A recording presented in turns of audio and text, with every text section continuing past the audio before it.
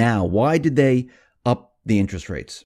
First, if you break down when they did it, if you look at yesterday morning, the report came out that the GDP revised was only up 0.9%.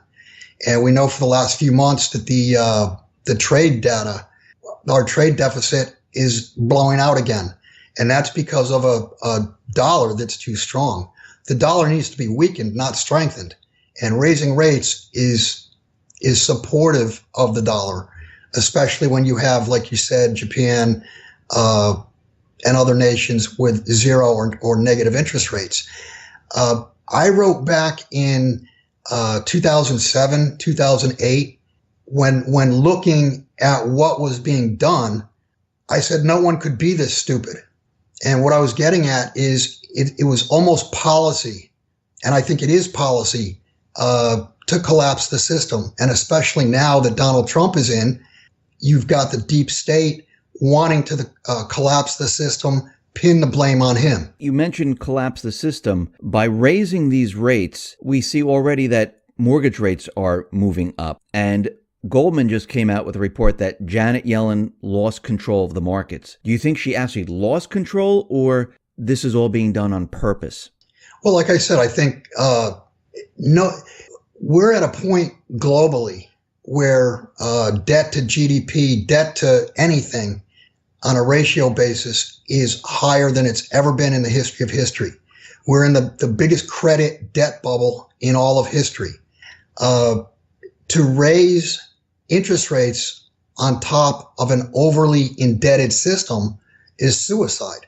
So tightening on top of an economy that's already, basically all we've done is bounced along the bottom since 2008, 2009. You never heard the word expansion. We've heard the word recovery for 8 years now. We never did get to the expansion phase. And just recently, look at M3 money supply. That's starting to shrink again. That's indicative of a weak economy. Look at trade numbers. Look at China. China's exports over the last couple of months have dropped dramatically compared to a year ago. That shows you that global trade is weakening. And the rocket scientists in Washington or behind the scenes are raising rates. That's only going to speed the decline, speed the collapse. Now, at the same time that this is all happening, Trump is out there saying that he wants to spend about $1 trillion to rebuild the U.S. infrastructure. He's talking about jobs coming back, manufacturing jobs coming back. But there's a problem with all this. He has to borrow this money. Is this even possible? Well, when you use the word possible, yesterday was when the debt ceiling kicked in again. So unless they raise the debt ceiling, no, it's not possible. First off, $1 trillion is not even enough to fix one sector of our infrastructure. $1 trillion is probably, just off the top of my head, I'm going to guess that it would take 5 trillion or more to truly refurbish the infrastructure. So it's not enough. But on the other hand, it's too much because, like you said, where are we going to get it from? It would have to be borrowed. And that adds to the question of, are they going to raise the debt ceiling or will they not? If they don't raise the debt ceiling, and understand, this is not something that Trump can do. This is something that Congress, the House of Representatives and the Senate have got to do. They've got to vote somehow to raise the debt ceiling. So it's not something that, it'll be, obviously the mainstream media will blame it on Trump, but he can't do it. It's not his job.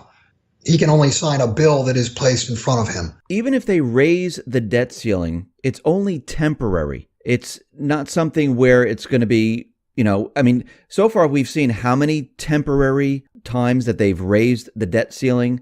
So this next time is going to be temporary. How long are they going to give themselves? Another 8 months?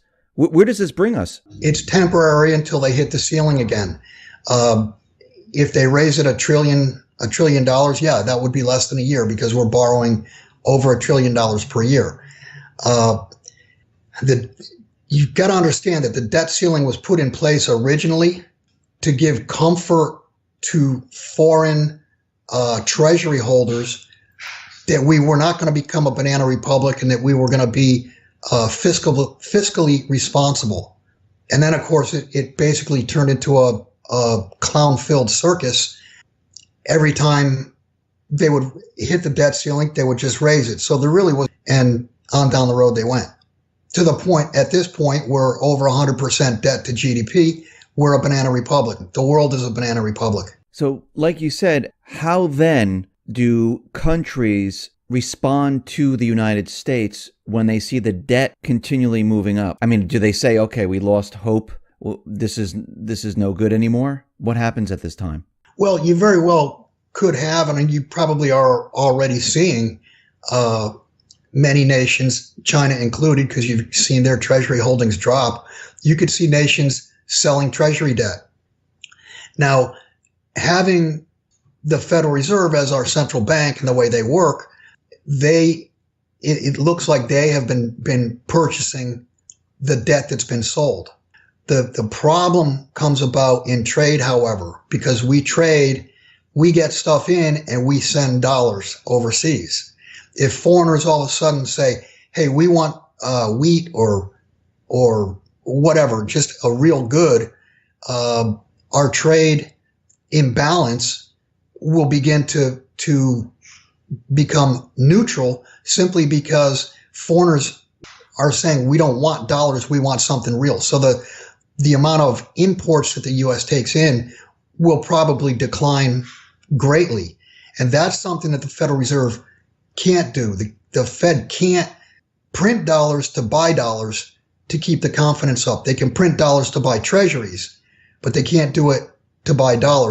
And it speaks to whether or not foreigners are willing to accept dollars for trade.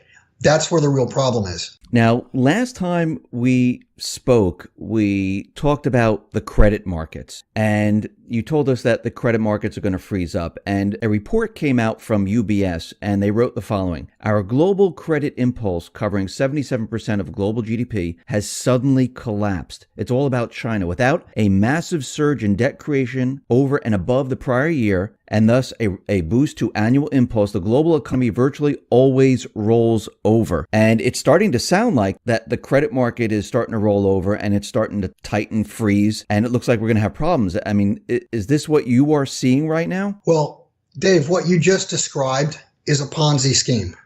Exactly a Ponzi scheme. A Ponzi scheme works by continually getting new investors, but you have to get more new investors. The rate of growth in the new investors has got to continually increase. And what they're talking about is the amount of debt, new investors, the amount of debt being added to the system is no longer growing. It may be increasing, but it's increasing or beginning to increase at a lesser rate. And yeah, that is the beginning of the end. That's the system beginning to collapse on itself. And actually, you can see if you look at credit spreads. I mean, look at the junk market. The credit spreads are back to where they were in 2008, 2009. Junk versus treasuries. And what you're saying, that's not a good sign then? No, that's not a good sign at all. That's showing that the lower rated credits are being dumped. They're being sold. I mean, look at auto loans. Look at the problem they have in student loans. And I know that's not a market type thing, but just look at the student loans. You're well over $1 trillion, and I think it's 140 billion now that are non-performing. And we could see that there's a lot of defaults in the student loan market. We also see a lot of delinquencies that is rising in the auto loan market. Defaults are rising, and we can see that things are actually rapidly falling apart if you know where to look. I mean, if you listen to the corporate media, they tell you everything's fine. You want to look at subprime. You want to look at the weakest lenders because they default first.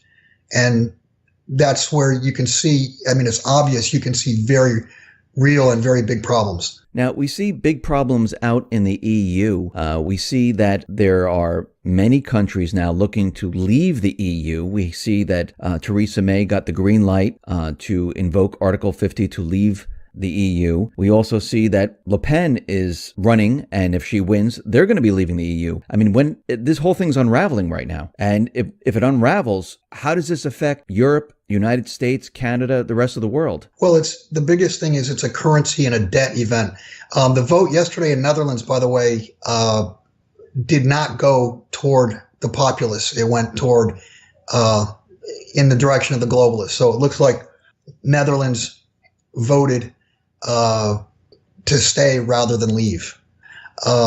As far as if the EU unravels, and I do believe that's going to happen, then you're going to be looking again at German marks, French francs, Italian lira, and no euro.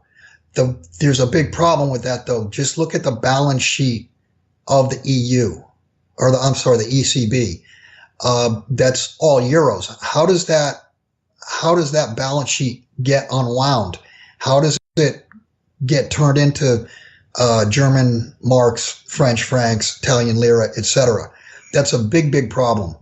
That will cause a disaster worldwide, just because of, think of it from a derivative standpoint. The EU is a counterparty to many transactions. And what happens if all of a sudden that counterparty is gone? How does that get accounted for? Do they go to the individual countries? I'm really not sure. But it will be a big problem. And if they start dropping the currency, and they start like France, Le Pen is saying she wants to start their own currency, the new franc. I mean, the banks right now, they're in a whole lot of trouble. How is this all going to work out for the globalists? It seems like they're kind of doomed with this. When you say they're doomed, you have to understand they've probably bought gold. They've probably bought silver. They probably have positions in way undervalued mining companies. The globalists are not stupid. They may be evil. They are evil, but they're not stupid. So to see their plans not work out, yes, they will not attain power, so to speak. But I would not bet on them being penniless, because they're not stupid people. No, I agree with you. I think they'll always come out ahead and try to regain that power and take control once again. From everything that I've been looking at, they never give up. They keep pushing. And while we're talking about gold, you just mentioned it, China, they made a statement saying that they want to include gold in the basket of SDRs right now. And we know that their currency was included in the basket of SDRs. And we know that they've been taking on a lot of gold. Russia's been taking on a lot of gold. Is this the start of maybe going to a gold-backed currency or chipping away at the dollar? What's your take on this? First off, I think it was last September or October when the yuan was included in the SDR. So it's a very short period of time that China is stepping up and saying, we want gold as part of the SDR. Now, the IMF has gold pledged to them, but this is simply China trying to bring gold back into the system, remonetize it, if you will. Basically, what they're saying is gold is money. And you ask, why would they do that? And that's because they have a lot of gold. I've mentioned many times, and you can read Alistair MacLeod's study on this. He believes they have over 20,000 tons of gold. I agree. And I know that they know the U.S. does not have the gold that we say we have. So that's another way to pressure the United States. Bring gold back into the system and more or less say, hey, we'll show you ours if you show us yours. And we don't have gold to show. If they do bring gold back into the system, what happens with the United States? I mean, there's talk that there's no gold in the Treasury. I mean, maybe a little bit, but not much. What happens here with the U.S. if we start moving towards a gold type of system? Well, it's possible within the U.S. we could go to a two-currency system. We could go to an internal dollar and an external trade unit. My guess is you would probably have the Trump administration would probably say, okay, fine, start digging. In other words, there's gold in the ground, and there's a lot of companies that could dig gold out of the ground if they had the financing, if they had the EPA rules lessened, et cetera, if they got some government help. My guess is we'd start digging out gold out of the ground as fast as we could all over the nation and begin to stockpile it from the standpoint of Forex reserves. So if we go to this two currency system and we have gold that we're just digging up right now, what happens to the value of the dollar? Well, immediately the value of the dollar would drop. The internal currency, I don't think the government would support it at all. I think the external currency they would try to support, and one of the ways they would support it is by saying, look, we just dug up 500 tons this year. None of it was exported. None of it was used. It all went to Fort Knox. So they would support the external dollar from a trade standpoint. The only thing is that dollar initially would be devalued significantly in that type of an event. So you would immediately overnight see a jump in prices. Not only would you see a jump in prices, but you'd probably see scarcity on the shelves. Now that's from the scarcity on the shelves. In other words, we wouldn't be able to import as many goods. I mean, how could we import 500, 600, 700 billion more dollars worth of goods if foreigners are not wanting to accept our dollars? Yeah, that would be a problem. So, and then you add that with a sidecar or side by side or on top of each other, whatever, you get credit rolling over. And I've said all along that, yes, financially, credit rolling over is a disaster. But from a societal standpoint, it's a bigger disaster because distribution will break down. Distribution runs on credit. If credit freezes up, goods don't make it to shelves. If goods don't make it to shelves, all nations in the world, man is 72 hours away from a societal breakdown. If there's no food, that's 9 meals. After 9 meals, you're going to have people roaming the streets. So if you have a credit breakdown, distribution will break down, and that will bring on riots. And you've got a nation that's completely divided right now. You've got a world that's divided. You've got two factions. You have people who mostly think logically, and I'm sorry to the left, but you've got the other side that's completely retarded in their logic, that don't like each other, that one side shows zero respect unless you think like them. And you're going to have a civil war, not just in the U.S., but it will be all over the world.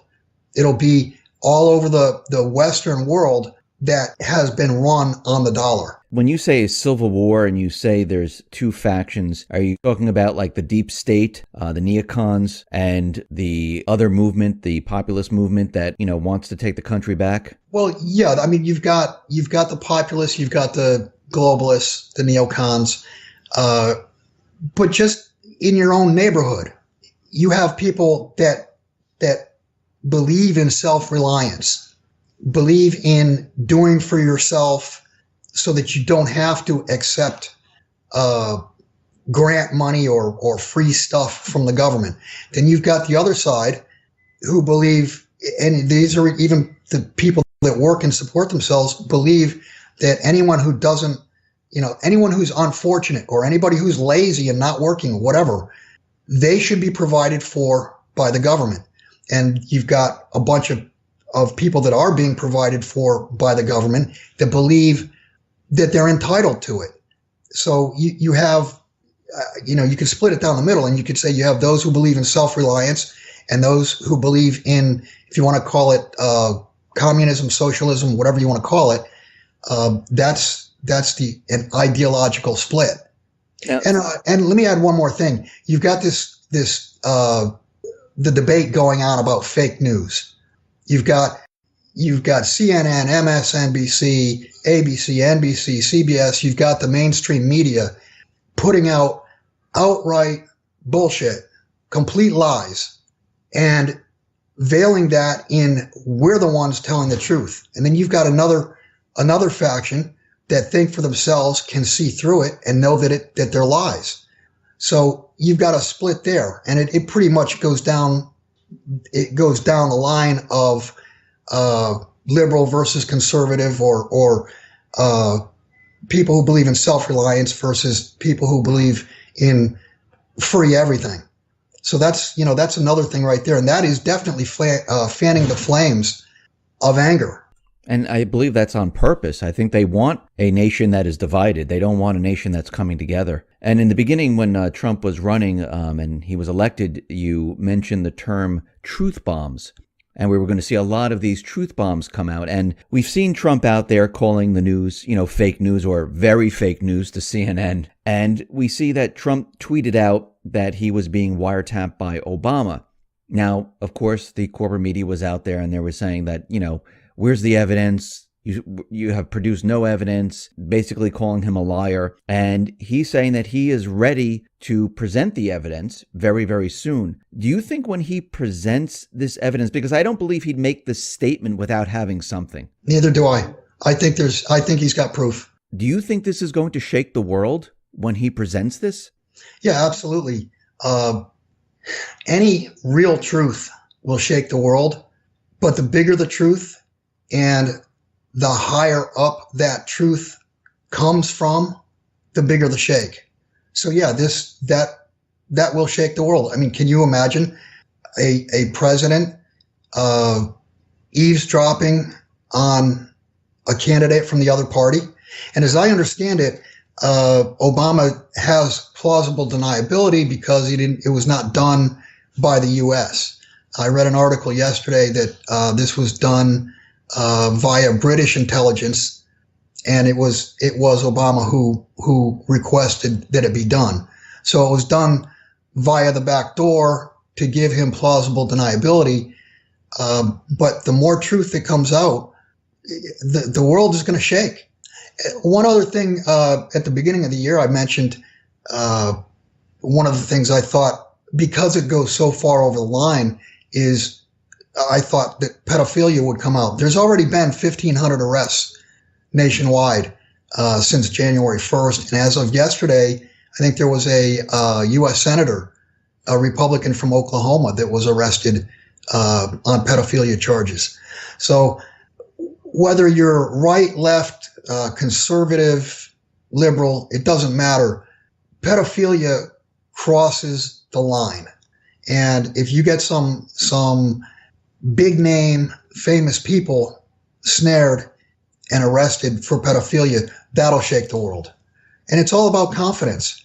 The entire world, the US dollar is 100% run on confidence. So if you break confidence, you break the financial system and thus society. Now, there was also, we're talking about the deep state and truths coming out. And we know that from many different sources that Obama is running like a shadow government where he's looking to maybe do something this spring or fall. I think Robert David Steele, who's ex-CIA, says there might be some type of mass riots during the summer months. Maybe I think May 1st, I think he said. And then there was other talks about Hillary, Obama removing Trump and putting Pence in his place. I mean, what are they doing here? Why are they still pursuing all of this? And will they ever give up? Well, in my opinion, when Trump was elected, at that point in time, the people that had been in power they freaked out.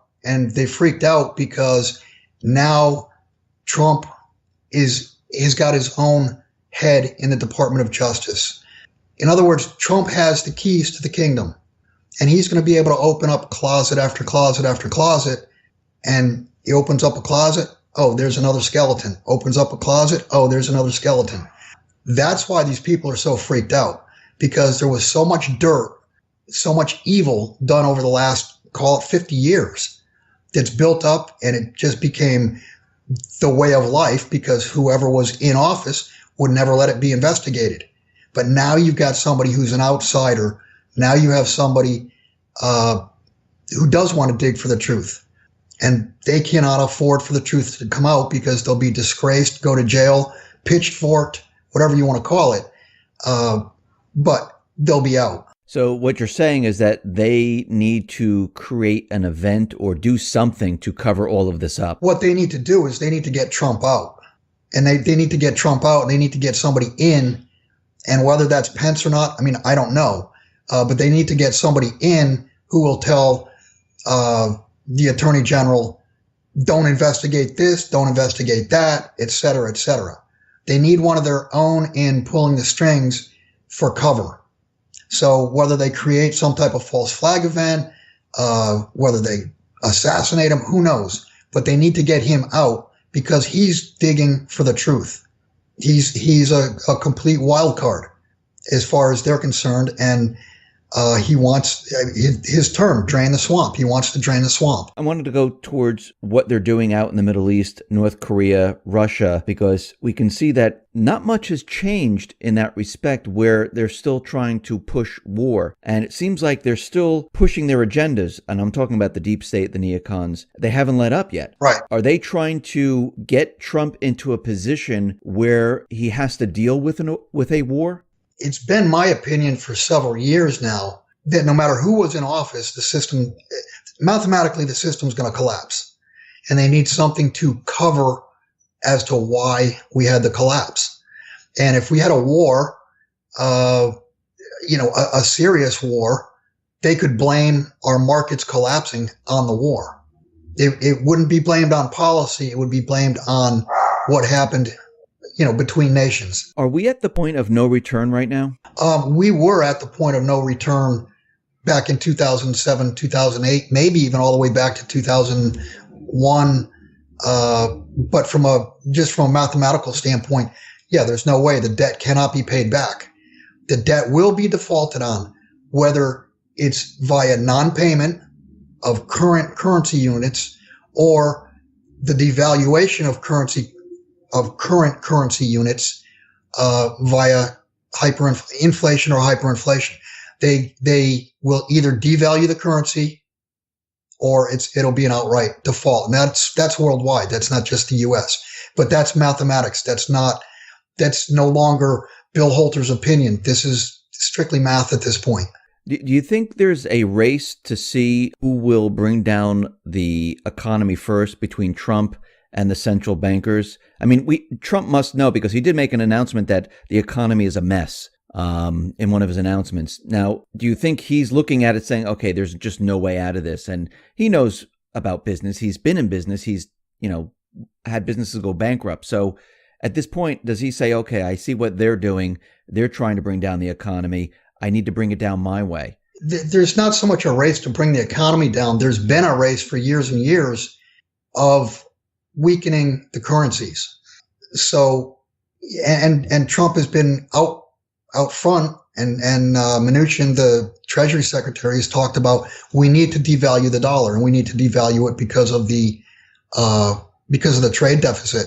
I wrote at the very beginning of, actually even before Mr. Trump was sworn in, it's my opinion that he really needs to go back and benchmark everything. He needs to come out and say, look, people, they told us we had an average of 1.7% GDP for the last 8 years, and it was 2 point whatever or 3 point whatever the years before that and the years before that. And inflation is this and unemployment is that. He needs to go back and he needs to sweep the decks because none of these things are calculated like they were in the 1960s. They started changing them in the 1970s, more in the 80s, more in the 90s, until we're in fairy tale land now. He needs to go back and say, hey, look, this is what really happened. This is how screwed we really are. We've had negative growth for the last X amount of years. Inflation was way higher than 2%. Growth was way lower than 1 point something percent. We were actually in a decline.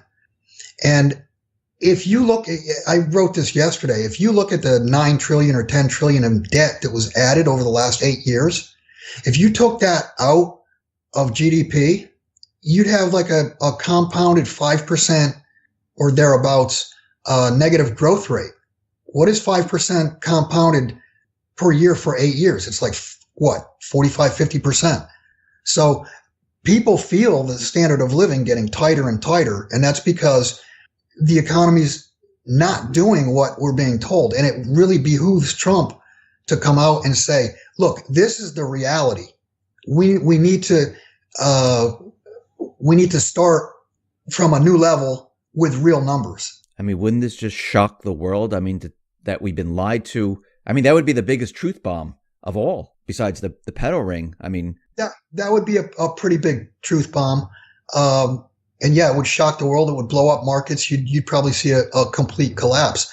But if he doesn't do that, if he plays this game of, oh, look at confidence, look at the stock market, it's all because of me, he's going to own this. And he didn't do it, so he shouldn't own it. He's a brilliant guy.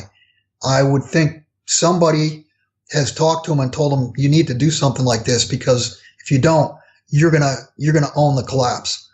And he knows it's coming. That's clear.